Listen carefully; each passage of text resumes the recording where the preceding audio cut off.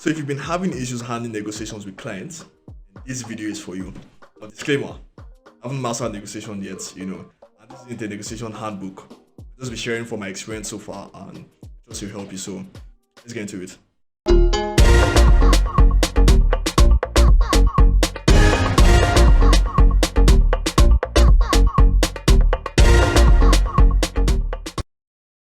First rule, always remain emotionally detached from the project or client. For example, a client could put forward a project that you really want to work on, and as creatives, you always get tempted to say, oh, let's collaborate, let's work on this together. Always resist that urge because you need to get compensated. You must eat. Money must enter your account.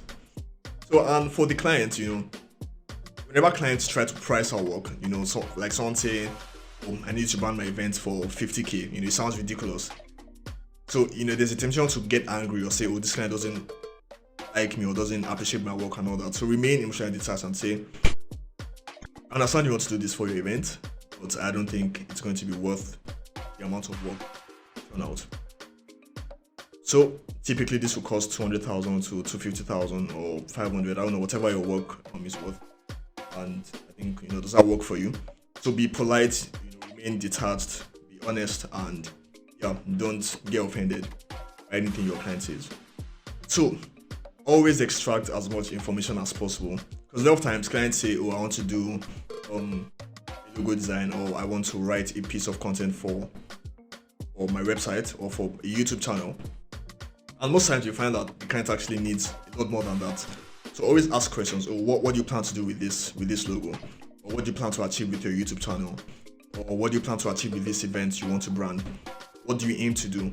So by asking specific questions, you can better understand what they're trying to do, what the true scope of the project is, and appropriately charge and provide your consultation.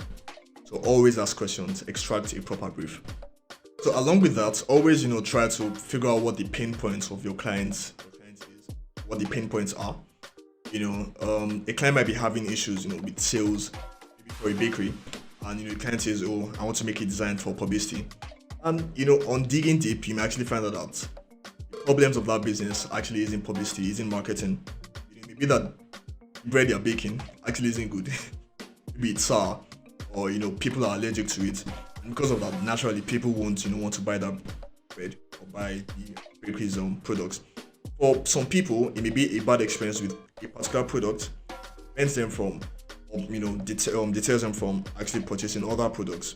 So what that new product you just launched needs isn't necessarily a new poster design, but it actually needs a re-education of your market. Let them know that this is a different flavor, or this is allergic for people who have maybe lactose intolerance or whatever. This isn't good for them and all that stuff. So figure out what their pain points are, and you'll be able to better address their problems or provide solutions. So after that, you want to find out what exactly success looks like to the client. So for example, if this video for marketing goes out, how would you say this video has been successful?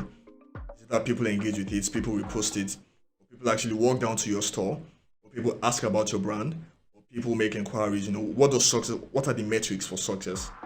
So this will help you know how to better tailor your work for the brand, and and even subsequent clients, to better track your work and improve on your craft. And then what you need to do is to slow down the negotiation. A lot of times clients do this where they rush you and they say, oh, how much did this cost? Okay, give me a quote now. It's always best to slow them down, because that rush can always put you in a position to either downplay your worth or start from a ridiculously low price, or not come up with a better quote. Because if you don't have a good understanding of the brief, you can end up saying 500,000 for a project that should actually be worth 2.5 million naira.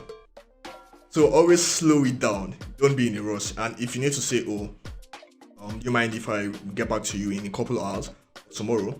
It's totally fine. Don't let any client or anybody impose, their own rush or whatever the emergency is on you. Never allow anybody to do that. So always slow down the negotiation. And very importantly, never be afraid to say no. No deal is better than a bad deal.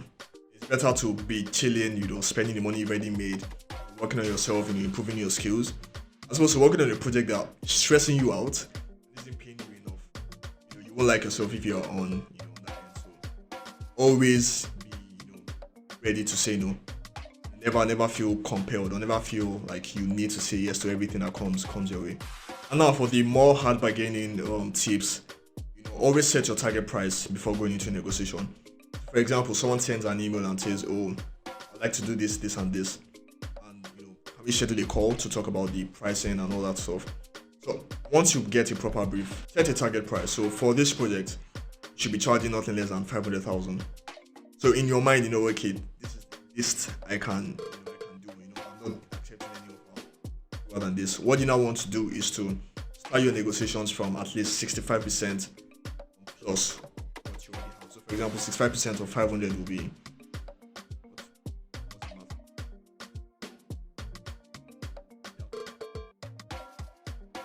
325. So you probably start negotiations from, let's say, 800,000, expecting naturally that your clients will try to negotiate and push it back and bargain and all that stuff. It just gives you this room. And if you end up at, let's say, 600, 650, good for you. You have extra 150,000 to play around with. So why not? And lastly, always use specific values. By the time you've outlined your deliverables and you figure out the price for each one, if it comes to, let's say, 555,000 naira, don't round it up to 650. Even if you're doing the 65% of that, always use the values you get. Never round it up. Using specific values gives your client or the prospective client the impression that these things are actually their prices, or there are the specific value to the things outlined in this brief, as opposed to round values. So it just gives them that impression, which actually is the truth if you do that. So always use specific values. Alright, so that's it on negotiation 101. I hope this was insightful. I hope this was helpful. I hope you start making millions, billions because of this video. So let me know what success stories you have with your subsequent negotiations, how much you've been able to make.